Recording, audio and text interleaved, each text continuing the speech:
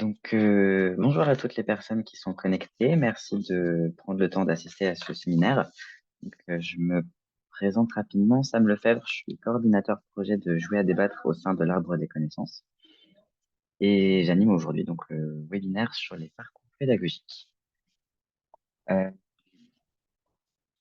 ne serai pas le seul à animer ce webinaire. Je vais rentrer dans le détail un petit peu. C'est le troisième d'une série qu'on a faite cette année. Les premiers étaient sur notre jeu climat et alimentation durable et sport et numérique, auquel vous avez peut-être déjà assisté, ou peut-être pas. Aujourd'hui, pour présenter les parcours pédagogiques, j'ai avec moi Manon Pamelard, qui est enseignante. J'ai Marine Douanel, coordinatrice projet à lecture jeunesse, Sophia Avril du comptoir des sciences et Julie Le Sauvage d'Instant Science. Bonjour à vous quatre. Je vous donnerai la parole tout à l'heure, mais si vous voulez passer une petite tête avant de commencer pour qu'on sache qui intervient. Et bah, du coup, je le fais. Bonjour à toutes et à tous. Donc, Julie de l'association Instant Science. Donc, j'interviendrai à la fin de ce webinaire. Bonjour à Merci. tous et toutes. Du coup, moi, c'est Marine Douanel, donc je travaille pour l'association Lecture Jeunesse et j'interviens en première partie du webinaire autour de la créativité. Bonjour à tous, moi c'est Sophie Avril. J'interviens pour l'association Cercle FSER et j'interviendrai en deuxième partie. Bonjour, donc moi je suis Manon Pamelard, je suis professeure de français et j'interviendrai au début du webinaire pour présenter un projet BD avec des troisièmes. Merci. Et du coup, je vous présente aussi Camille qui sera dans le chat et à la modération de ce webinaire, Bonjour à tous. que vous avez peut-être du coup déjà vu dans un des webinaires précédents. Alors, tiens, ma diapositive est un petit peu remise. Bon. Je vais me permettre de faire une présentation rapide de l'arbre des connaissances et du dispositif Jouer à débattre. Alors peut-être que certaines personnes d'entre vous le connaissent déjà, mais peut-être pas. Donc je me permets quand même de refaire un petit rappel pour qu'on soit sur la même page. Donc l'Arbre des connaissances est une association qui a été fondée par des chercheurs il y a 20 ans maintenant, on va fêter en 2024, et qui a pour objectif de créer du lien science-société, notamment avec la jeunesse, et ce par plusieurs dispositifs, puisqu'on n'est pas les seuls Jouer à débattre n'est pas le seul dispositif de l'Arbre des connaissances, on a aussi Apprentis chercheurs, au cours duquel des jeunes viennent à peu près une fois par mois dans des laboratoires. Quand je dis jeunes, j'entends des binômes collégiens, lycéens, pour mener un projet de recherche dans une équipe de recherche. Ça, c'est un dispositif qui touche environ 450 jeunes par an, qui est réparti sur une dizaine d'académies. On a le dispositif Math Digital, qui est un magazine en ligne de vulgarisation sur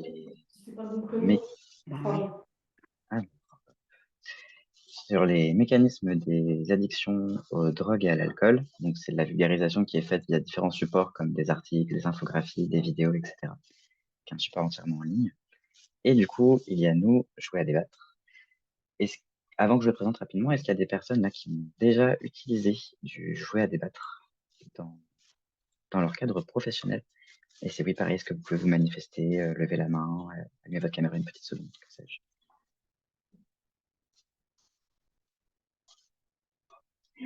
Du tout. Donc effectivement, ça vaut le coup que je le représente. Jouer à débattre, c'est un dispositif qui met en ligne des supports d'animation pour les professionnels qui sont au contact de la jeunesse, en général à partir de 13 ans, 13-14 ans, et qui permet de mener un débat science-société par le jeu de rôle. C'est-à-dire qu'avec ces supports clés en main, il y a un guide qui donne des informations, des timings et une histoire narrativisée, et bien évidemment un mode de débat, pour que les élèves puissent s'approprier des sujets sciences-société, en discuter ensemble. Et, l'objectif de ça est qu'ils puissent se sentir légitimes en fait à s'approprier des sujets scientifiques et que la science ne soit pas enseignée que par les exercices en classe, mais vraiment par une animation où ils sont acteurs et ils peuvent s'exprimer concrètement sur un sujet. Donc on leur donne des informations pour ça, c'est pas seulement ce qu'ils ont entendu ailleurs, mais le but est quand même qu'ils s'approprient des informations, qu'ils les synthétisent et qu'ils développent des argumentaires à partir de ça. Ces supports, nous, on les conçoit donc en binôme, mais aussi avec des comités de pilotage qui incluent toujours des chercheurs, qui incluent des classes tests des, et des professionnels. Et le but, au-delà de l'aspect scientifique, si on s'appelle science-société, c'est pas pour rien, c'est aussi pour montrer que la science est inclue dans la société et qu'elle a des conséquences en fait qui vont au-delà du champ pur de la recherche dans nos vies et en tant que citoyen. Donc, on invite à prendre en compte aussi les conséquences économiques, par exemple, les conséquences sur l'emploi, les conséquences sur la société, de différentes décisions et innovations scientifiques. Jusqu'ici, on a sorti 6 thématiques, ça fait une petite dizaine d'années qu'on opère. Et ces thématiques, donc là, elles sont affichées sur la slide d'en dessous. On a commencé par l'humain augmenté, qui est un partenariat avec l'INSERM. Et on a poursuivi sur la biologie de synthèse, l'intelligence artificielle faite avec INRIA, qui se divise en 3 sujets: la santé, la sécurité sanitaire et les transports, les conduites addictives qu'on a fait en partenariat avec Med Digital, entre autres, climat et biodiversité, et enfin sport et numérique, qui est aussi un partenariat avec INRIA. Ces jeux, on les a aussi pensés à la base pour pouvoir atteindre des publics qui étaient pas forcément des publics urbains ou proches des pôles universitaires, mais qui étaient, puisqu'ils sont en ligne et gratuits, accessibles au plus grand nombre. Et ça fait qu'assez naturellement, on s'est aussi orienté vers les publics ruraux. Et ça, c'est des publics qui sont devenus une cible assez importante pour nous et nos dispositifs en général. Euh, je vais y revenir tout à l'heure. Ces supports de jeu, ils sont pour nous un outil assez important de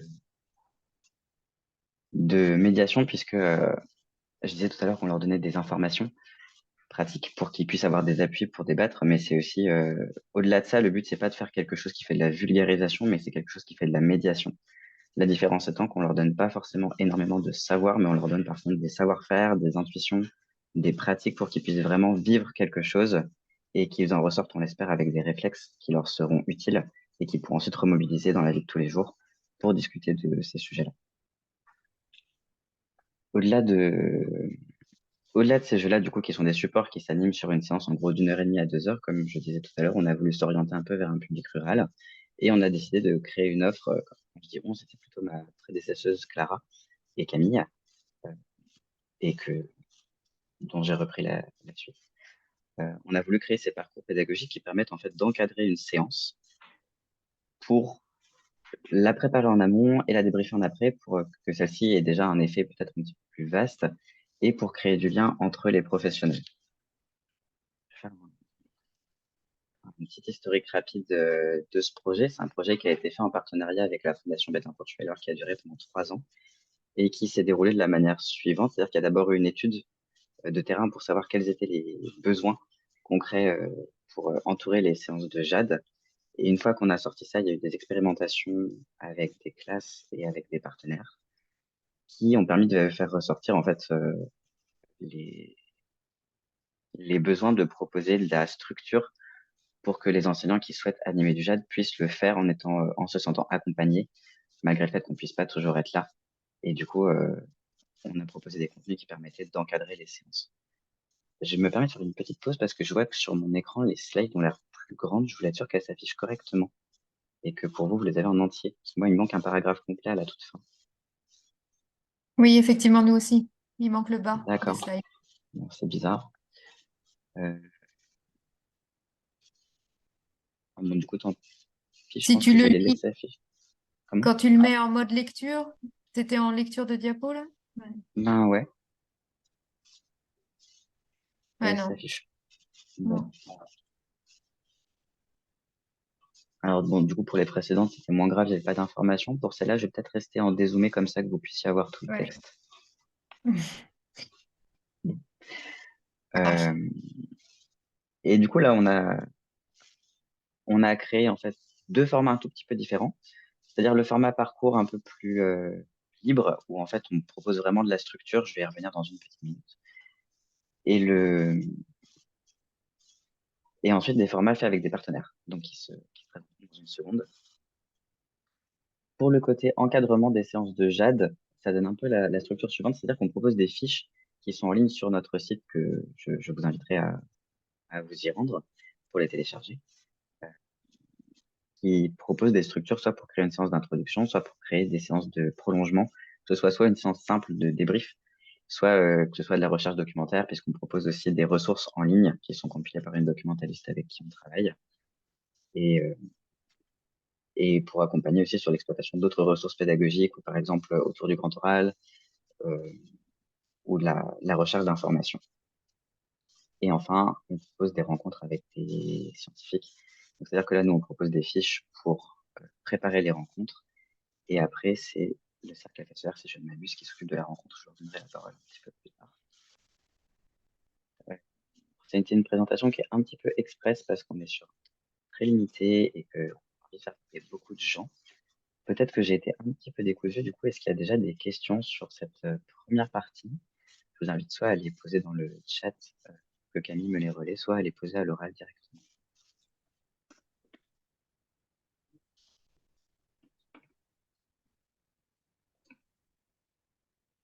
Je pense qu'on peut enchaîner, Sam. Il n'y a pas de questions sur le chat en tout cas. Ok, très bien. N'hésitez pas à y revenir si jamais. Donc, on a créé des partenariats avec différentes structures et je leur donne la parole tout de suite parce que je pense que ce sera plus efficace. On a fait notamment un premier projet avec l'association Stimuli pour prolonger ça sur des parcours BD. Et Manon, je te donne la main. Je te donne la parole. Je t'invite à me dire quand tu voudras passer les slides. Oui, bonjour, merci. Donc oui, dans notre collège, donc là je vous présente un petit peu, donc je suis professeure de français dans un collège dans le nord de la Seine-et-Marne, le collège Jean Desbarres, et avec donc ma collègue Madame Duquesne qui est prof doc, elle a créé, moi j'ai rejoint un peu plus tard, un projet sur l'humain augmenté. Donc on part du procès sur l'humain augmenté et ensuite il y a une rencontre avec une autrice, et donc là je vais vous présenter aussi un travail sur la BD qu'on fait. Donc voilà, on peut passer la slide. Donc les élèves sont rentrés directement dans le thème des augmentations humaines, donc grâce au débat donc, du procès, le jeu de rôle. Donc c'est un faux procès sur la commercialisation d'un implant oculaire permettant de recouvrer la vue.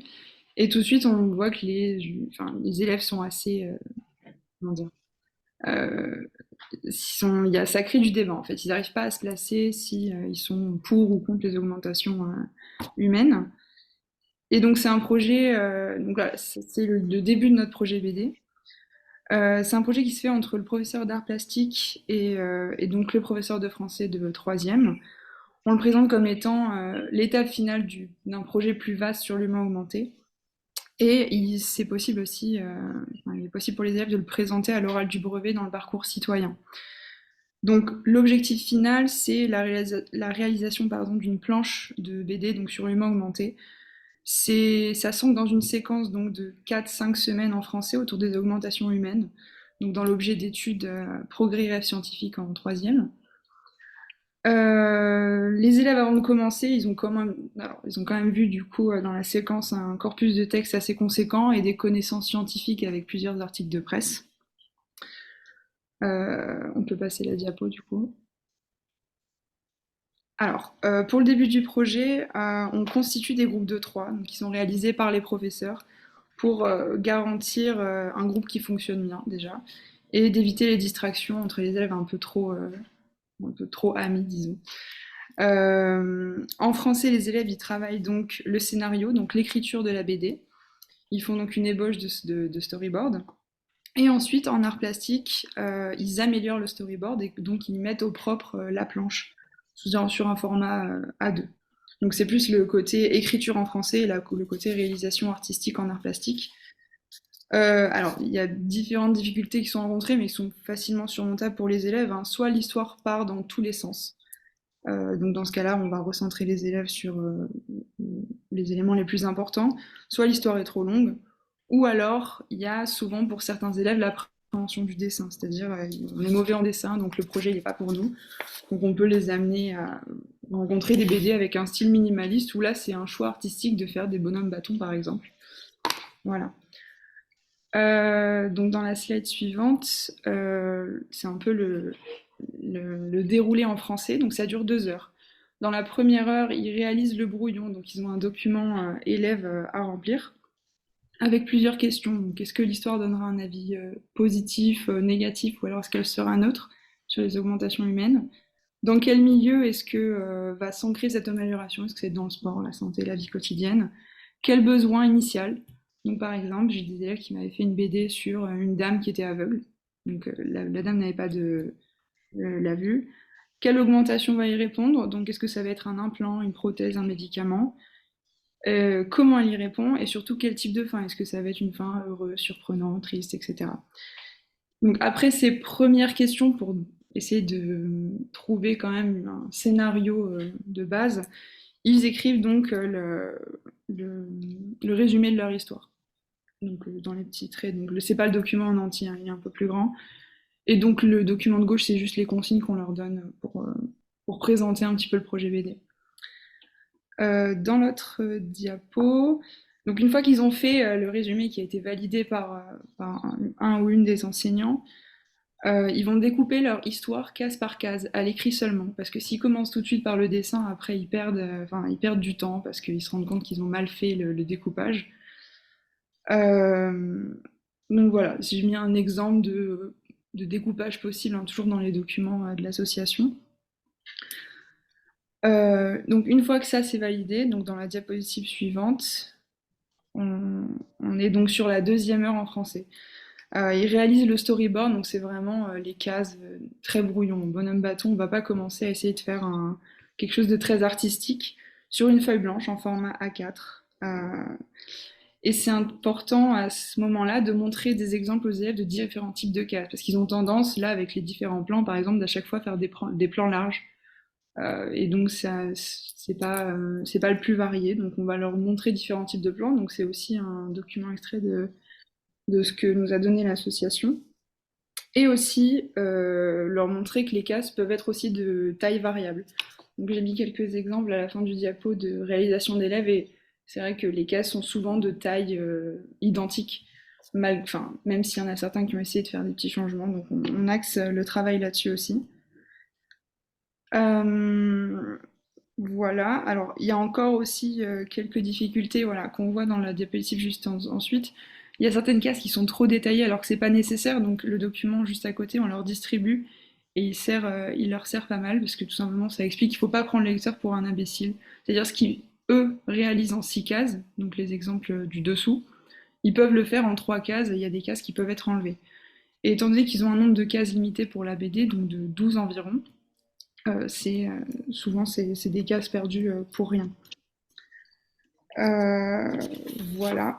Et ensuite, donc sur la diapo juste suivante, là donc c'est l'étape de français est finie en 2 heures. Et donc ils vont aller en art plastique avec une base, c'est-à-dire l'étape du storyboard, celle du tout en haut, et ils vont travailler en art plastique le crayonné, l'ancrage et enfin la mise en couleur. Et ça fera donc leur BD finalisée en A2 qui peuvent donc montrer à l'oral du brevet au jury évaluateur. Ouais. Et juste ensuite, j'ai mis plusieurs exemples de BD. Alors il y a certains groupes qui n'ont pas eu l'occasion de tout finir, donc par exemple l'image juste de gauche, les élèves se sont arrêtés donc au crayonné. À droite, ils sont allés jusque l'ancrage. Donc vous voyez, ils ont essayé de varier le type, la taille des cases, le type de plan. Mais et c'est dommage que ces travaux n'ont pas pu être finalisés parce qu'ils étaient plutôt bien. Et juste ensuite, voilà, il y a d'autres travaux d'élèves qui, eux, ont été à peu près terminés. Et voilà. Et c'est tout sur donc des histoires d'augmentation humaine. Donc par exemple, là, la BD de gauche, c'est un jeune homme qui voyait tout en noir et blanc. Alors c'est une maladie, j'ai perdu le nom.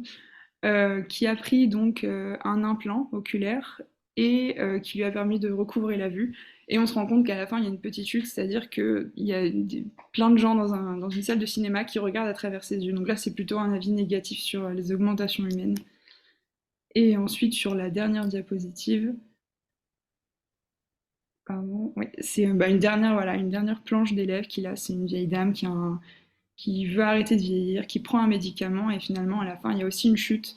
C'est-à-dire qu'elle se réveille en étant enfant à nouveau. Voilà. Donc Super. Pardon, désolée, c'est un projet qui plaît plutôt bien aux élèves, même si au début ils sont un peu réticents, passer par le dessin, etc. Et voilà. Super, merci beaucoup, Manon. Marine, je te laisse enchaîner du coup avec lecture jeunesse. Ça marche, merci. Donc, je vais vous présenter très très brièvement l'association Lecture Jeunesse avant de vous expliquer les projets de terrain pour que vous puissiez un petit peu voir notre fonctionnement. Est-ce qu'on peut passer à la slide suivante, s'il te plaît? Merci beaucoup. Donc, l'association Lecture Jeunesse existe depuis 50 ans. On va fêter nos 50 ans là en 2024.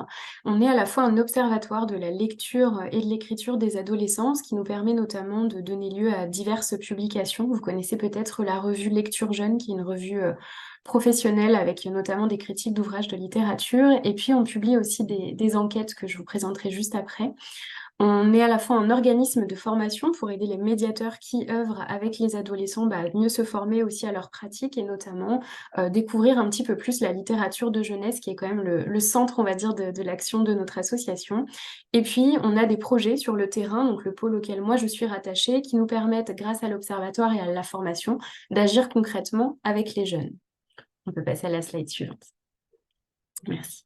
Donc, pour la revue Lecture Jeune, c'est une revue qui est trimestrielle, qui propose en fait un dossier thématique avec des interviews qui sont souvent réalisées avec des chercheurs. Alors, ça peut être les sciences dures, mais également les sciences sociales.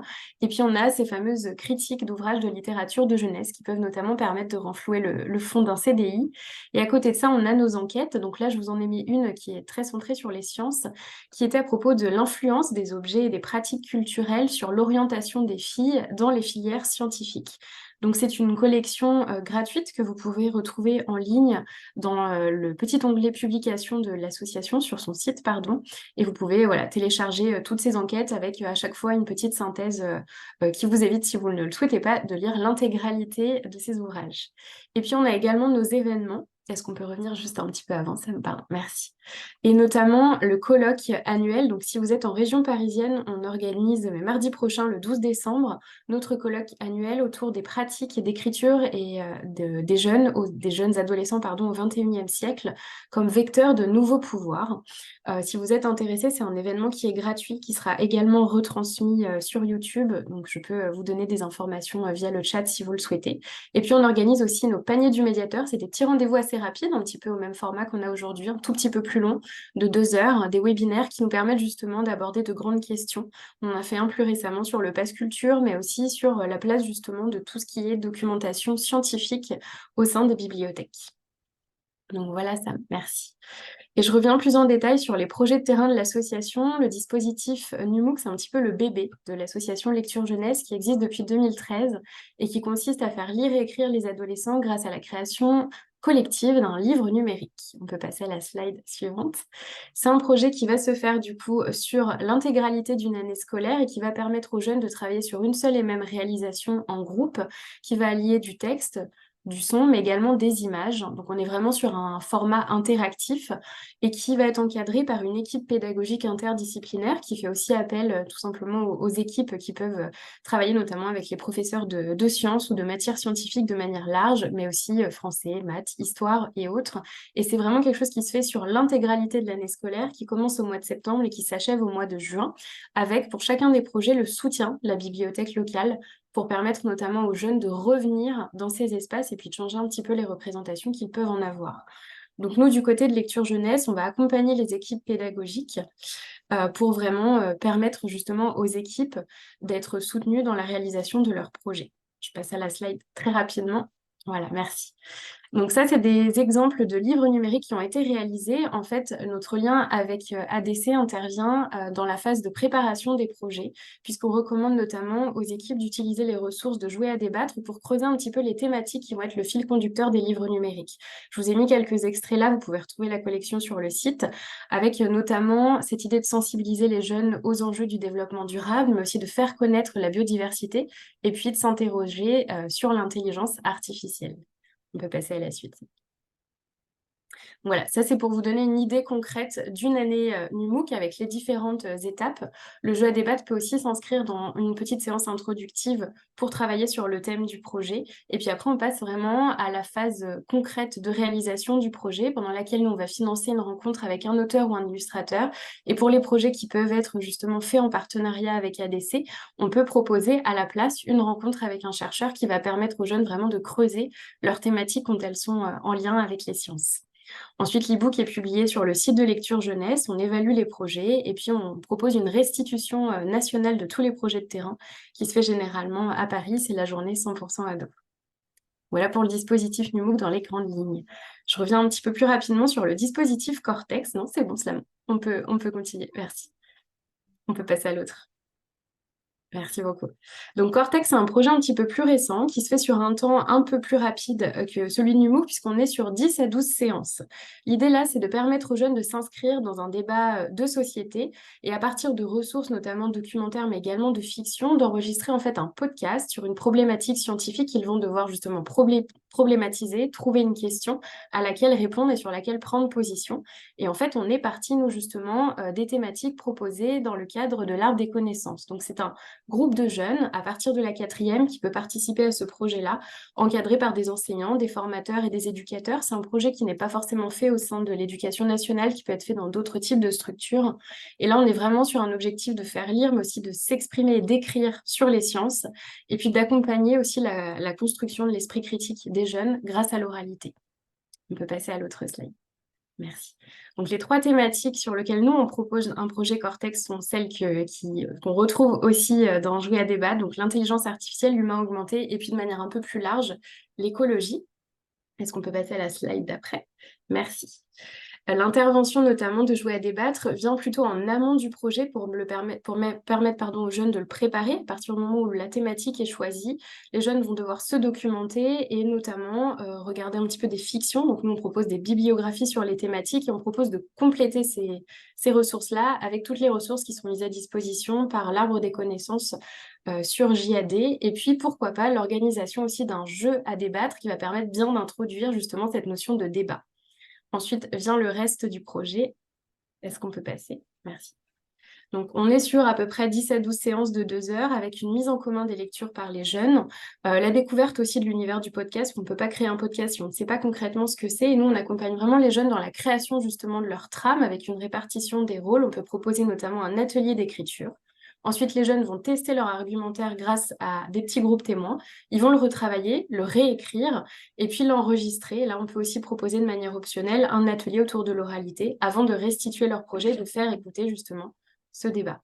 Voilà pour le projet Cortex. Je vous ai mis un petit exemple. Donc, c'est un projet qui a été fait à la Maison de Solène à Paris avec un groupe de 5 jeunes qui ont travaillé justement sur cette idée d'augmentation. Et cyborg, peut-on s'augmenter et garder son humanité? Vous pourrez l'écouter. Je pense que ADC vous transmettra la présentation si vous le souhaitez. Merci Sam. Merci beaucoup à vous deux pour cette première partie. Oui, le diaporama sera envoyé à toutes les personnes qui ont été inscrites par la suite, donc il y aura la possibilité de l'écouter. Et du coup, j'enchaîne avec d'autres partenaires que j'ai présentés tout à l'heure rapidement pour plutôt les parcours autour de l'orientation professionnelle et les métiers, avec d'abord le Cercle FSER. Merci Sam. Alors bonjour à tous, donc moi je suis Sophie Avril, donc aujourd'hui je suis ici pour présenter une action du Cercle FSER, le comptoir des sciences. Tu peux passer la slide Sam s'il te plaît, merci. Donc le Cercle FSER c'est une association qui vise à créer du contact entre sciences et société via 2 axes. Le premier en proposant des programmes auxquels des participants, des publics peuvent s'inscrire pour rencontrer des scientifiques.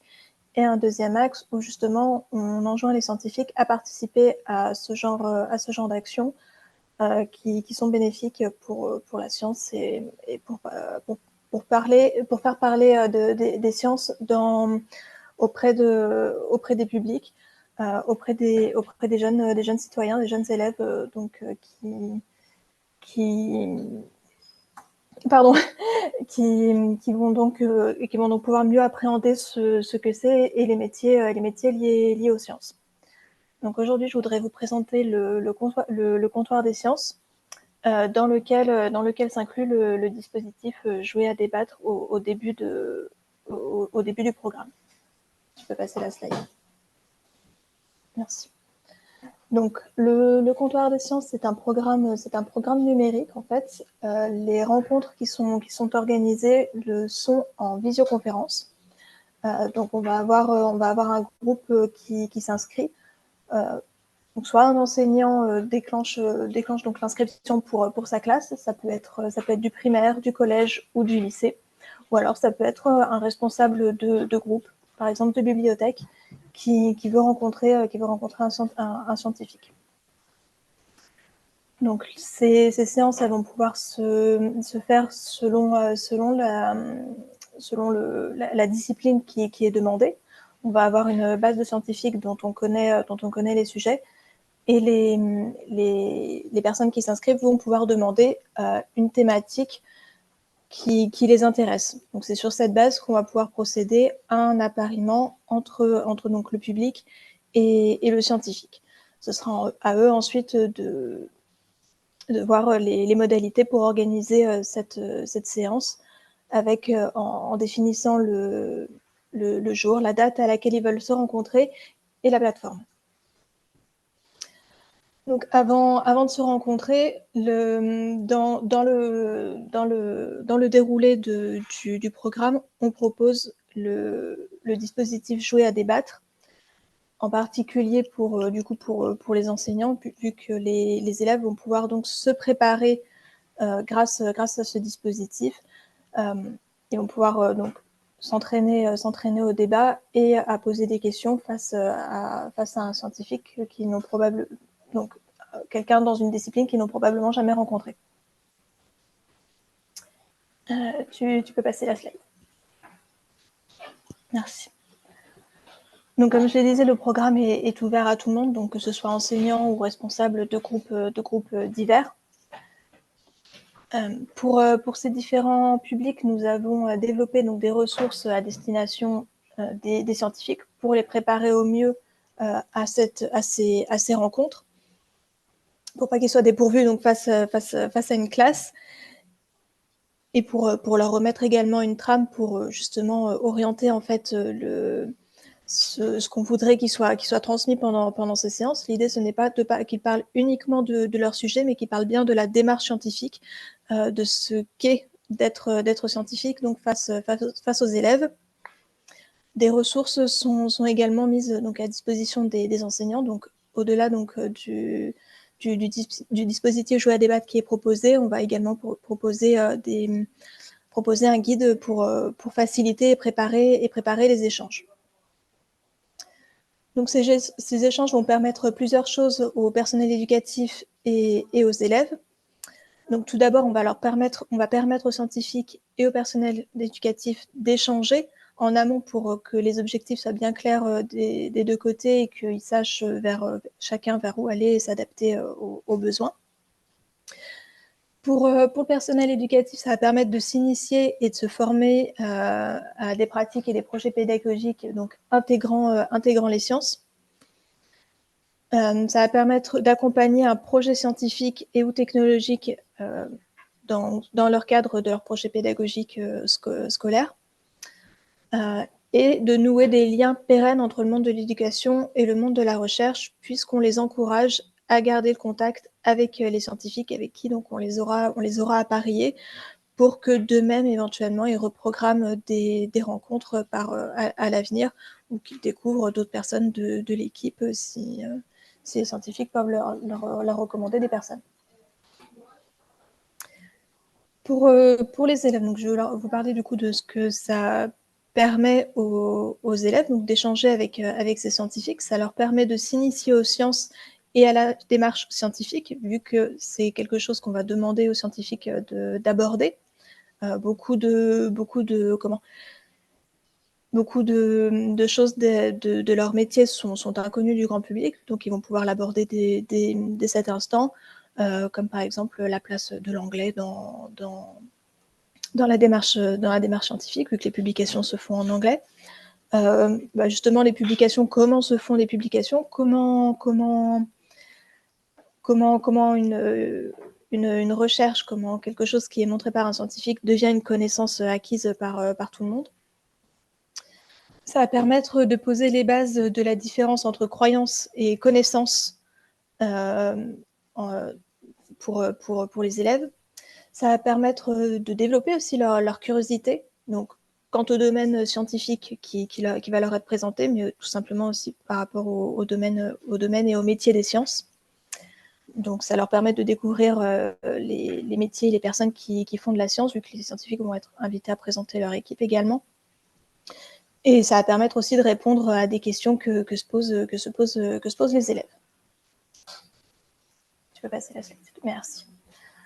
Donc voilà, donc pour vous présenter un petit peu plus dans le détail ce qui est envoyé aux scientifiques pour les orienter, pour pas qu'ils soient perdus et désemparés face à une classe qui n'est pas forcément habituée à cet exercice, on va leur envoyer un guide dans lequel on va les préparer, leur dire de se présenter, d'interagir.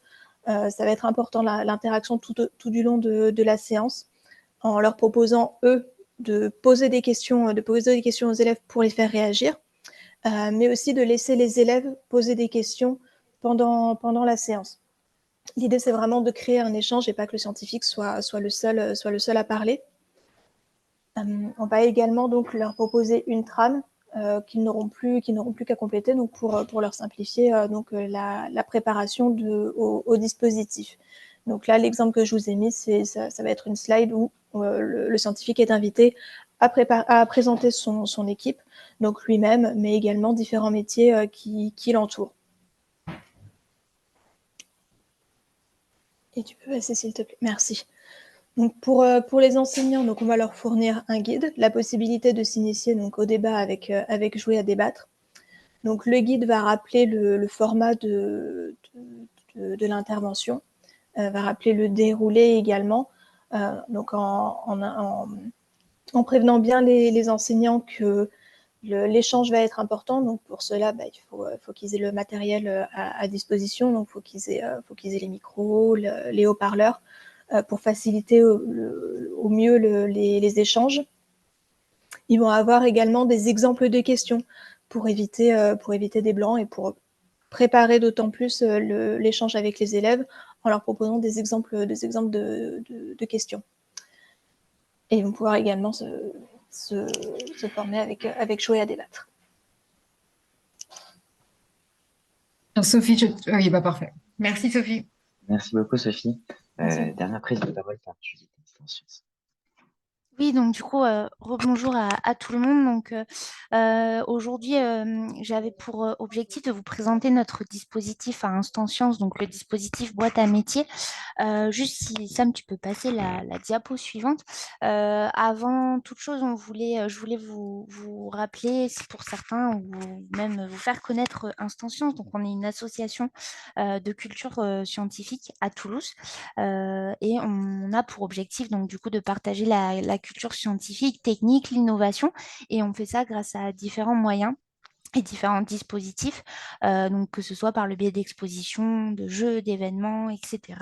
Et aujourd'hui, du coup, je voulais vous présenter plus en détail un des dispositifs pour lequel on est en partenariat avec l'Arbre des connaissances et notamment Jouer à débattre, qui est le dispositif boîte à métier. Donc ce concept des boîtes à métiers, il commence à avoir un peu d'âge.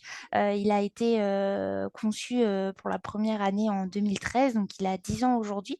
Peut-être que certains nous connaissaient sous notre ancien nom, donc Science Animation. On a changé de nom il y a 2 ans. Donc ce dispositif a été conçu en partenariat avec la Fondation C'est Génial, donc Science Animation et la Fondation C'est Génial, à destination d'un public cible qui va aller de la 3e à la terminale, donc vraiment fin collège et tous les lycéens. Et le principe des boîtes à métiers, c'est d'arriver avec un outil pédagogique en classe, de partir d'un objet et de remonter toute la chaîne des métiers qui est associée, c'est-à-dire de discuter et de découvrir tous les métiers derrière l'objet que l'on va présenter. Ce format d'atelier, il est particulièrement pertinent, vous allez voir à la suite, parce que on essaye de vraiment jouer sur le côté ludique de cet outil. On peut passer à la slide suivante. Super, merci. Donc, du coup, pour les objectifs de cette boîte à métiers que je vais vous détailler un peu plus après dans le principe et le concept. Donc, vraiment, les objectifs, vous les voyez, c'est vraiment éveiller la curiosité des jeunes face aux métiers scientifiques et techniques. Après, nous, quand on parle des sciences, donc voilà, hein, c'est toutes les sciences, même les sciences humaines et sociales. Et donc, du coup, c'est vraiment aussi les sensibiliser aux stéréotypes de genre dans ces représentations-là, mettre en pratique une démarche scientifique, un travail d'équipe, découvrir l'approche culturelle des sciences et techniques aussi, bien sûr. Et puis, comme je vous l'ai dit, décrypter toutes les étapes pour réaliser un objet et tous les métiers qui peuvent exister derrière cet objet. Du coup, tu peux passer à la slide suivante. Du coup, on a décliné plusieurs types de boîtes à métiers. Aujourd'hui, on en a 8. Je vérifiais si le compte était bon. Donc, on en a 8. Donc, sur la santé, l'aéronautique, le spatial, la ville, la recherche publique, le numérique, l'agroalimentaire et les industries du futur, qu'on pourrait également appeler industries technologiques. Alors, je ne vais pas tout vous détailler aujourd'hui parce que les ressources qu'on a en ligne aujourd'hui, on n'a pas les 8 boîtes à métiers, on en a développé 4. Et donc, du coup, vous voyez, hein, notamment ces boîtes à métiers, on les développe bien sûr avec des partenaires scientifiques et des partenaires financiers, bien sûr. Donc voilà, vous les voyez à peu près tous détaillés ici. En regardant sur la slide suivante, vous allez donc pouvoir voir les kits qui sont justement en ligne. Donc les 4 boîtes à métiers qui sont à disposition, téléchargeables librement sur notre site internet. Donc, on a mis 4 thématiques en ligne, celle de la santé. C'est-à-dire que pour la boîte à métiers santé, on va partir de l'objet du médicament et à partir du médicament, on va se demander tous les métiers qui sont derrière. Ça peut partir du biologiste qui va être sur le terrain à essayer de trouver une plante avec une molécule active, jusqu'à même le marketing de la boîte de médicaments. Donc voilà, on va vraiment essayer de décliner tous les métiers selon certaines missions. Nous avons également en ligne la boîte à métiers industrie du futur. Là, on va vraiment partir du drone, donc de l'historique du drone, et on va justement, pareil, essayer de réaliser tous les métiers que ça peut concerner et que ça va concerner bien sûr plus tard. Donc de parler de cette évolution des métiers qui va y avoir. Il y a également la boîte à métiers recherche, donc recherche publique. Là, l'objet qu'on va décrypter, c'est le cahier de laboratoire. Et enfin, la boîte à métiers numérique, qui là aborde également plein de choses. Et l'objet auquel on va s'intéresser, c'est bien sûr le téléphone et notamment le smartphone. Voilà pour les 4 thématiques des boîtes à métiers en ligne. Au niveau de l'animation, alors là, je vais vraiment vous parler de l'animation qui est téléchargeable, donc en kit téléchargeable. On a proposé une durée d'1 heure et demie en classe. Donc, ça peut se faire en classe entière, hein, avec jusqu'à 36 élèves, comme ça peut se faire en demi-classe ou avec, je ne sais pas, soit une vingtaine d'élèves, 25, c'est très libre. En gros, ça peut aller d'une dizaine d'élèves jusqu'à 36, un effectif de 36. Souvent, cette animation, donc dans les ressources que vous allez télécharger, il va y avoir tout ce qu'il faut pour présenter la thématique. Voilà, par exemple, sur le numérique, expliquer d'abord ce que c'est, faire aussi un quiz, hein, sur le numérique pour justement apporter ce contenu de façon ludique.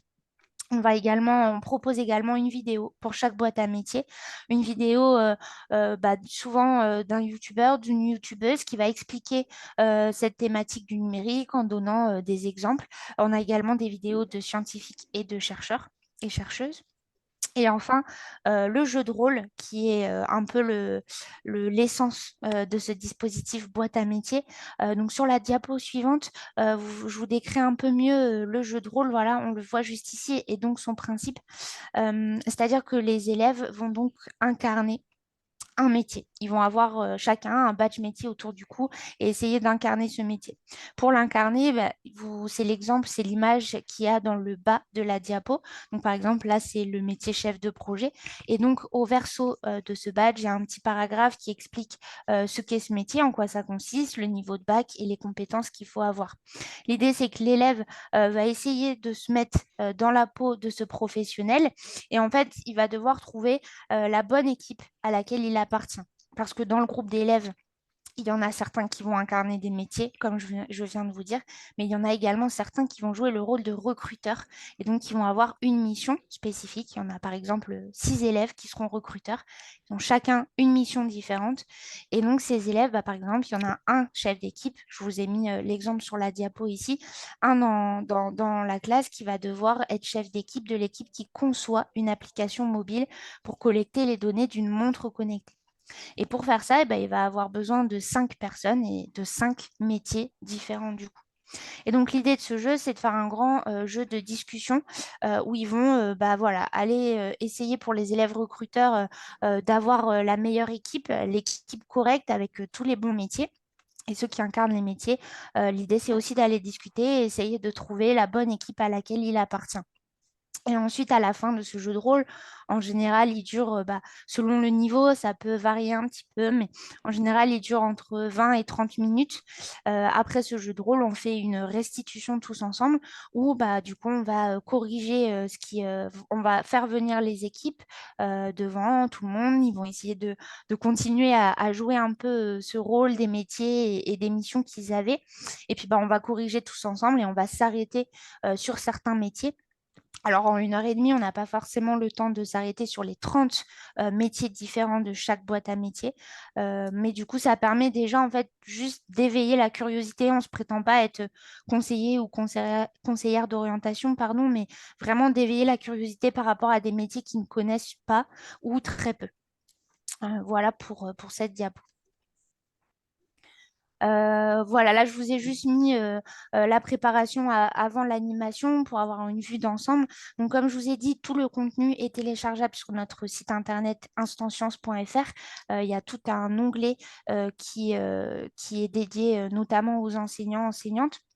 Et voilà, pour le matériel à s'assurer d'avoir sur place, c'est vraiment en général du matériel que tout le monde a, notamment pour les établissements scolaires, du moins, un ordinateur, un vidéoprojecteur, des enceintes pour la vidéo, bien sûr. Et puis à télécharger, donc on a mis toutes les ressources en ligne, badge métier et carte mission pour les différents rôles des participants, vidéo, quiz et bien sûr le scénario d'animation à disposition. Voilà.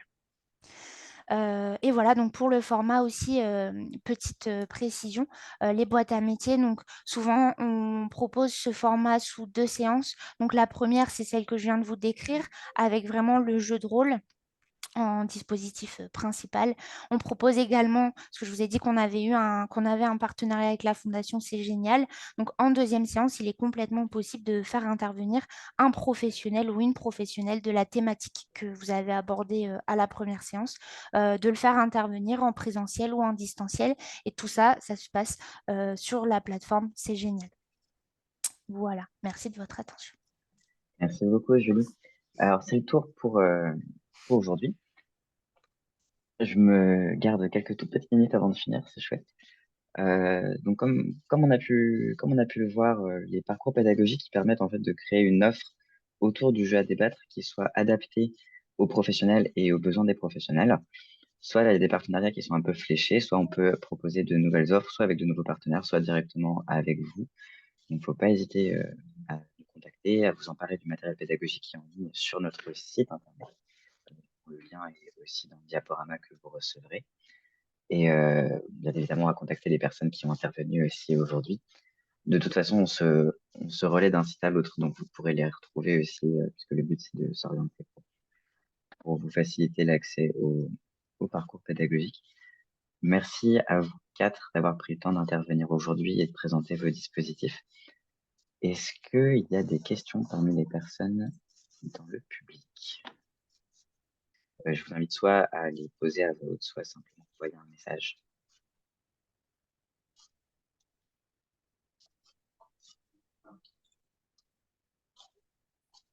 Aucune question. Très bien. Est-ce que l'une d'entre vous veut rajouter quelque chose avant de terminer? Super. Eh bien, dans ce cas-là, merci beaucoup encore pour votre temps. Merci pour votre attention. Et puis, à bientôt.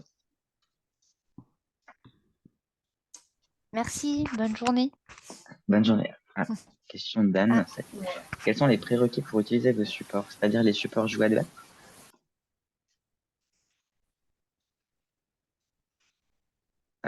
n'y a pas de prérequis, il suffit de s'inscrire en ligne sur le site. C'est une inscription qui est gratuite. Ça nous permet juste d'avoir un suivi. Et n'importe qui peut les télécharger. C'est des jeux qui s'animent avec des groupes de jeunes, plutôt de 15 à 30 personnes. Et nous, on recommande de les utiliser pour des jeunes à partir de 13-14 ans. Et en général, on va jusqu'à la terminale. Après, on se rend compte que ça marche bien aussi avec des étudiants. Donc ça, c'est libre à vous de voir comment vous voulez l'animer. Mais il n'y a pas besoin de connaissances particulières. Il faut juste être en contact avec un groupe de jeunes suffisamment grand. Sinon, on fournit des informations dans les guides pour avoir des bases sur les sujets. Un suivi des utilisations. On a un questionnaire de retour d'expérience qui est disponible en ligne, qui nous permet de recevoir vos avis si vous souhaitez nous les partager sur comment la séance s'est déroulée et si le support, vous l'avez trouvé adéquat et pertinent. Par contre, comme c'est du téléchargement libre, si vous prenez pas l'initiative de nous faire des retours, nous, on n'en a pas. Est-ce que ça répond aux questions?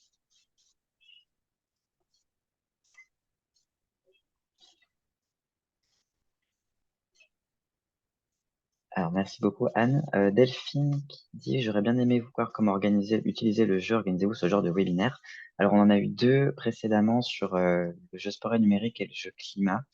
Sport et numérique est disponible sur YouTube en ligne. Je peux vous trouver le lien rapidement. Sinon, peut-être qu'il y en aura d'autres l'année prochaine. Donc, faut pas hésiter à suivre nos actualités sur le site pour voir si on en fait d'autres en 2024. Et voilà déjà celui sur notre jeu sport et numérique. Après, n'hésitez pas non plus à simplement nous écrire un mail et on peut caler un temps par téléphone, par exemple, pour en discuter si vous avez besoin d'être rassuré sur certains points ou d'avoir des petits conseils, il n'y a pas de problème.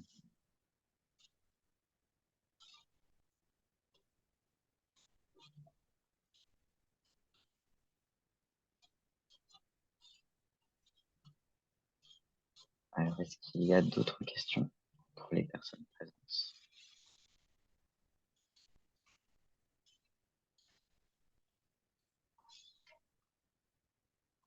Bon, cette fois, je pense que c'est tout bon. Merci à vous.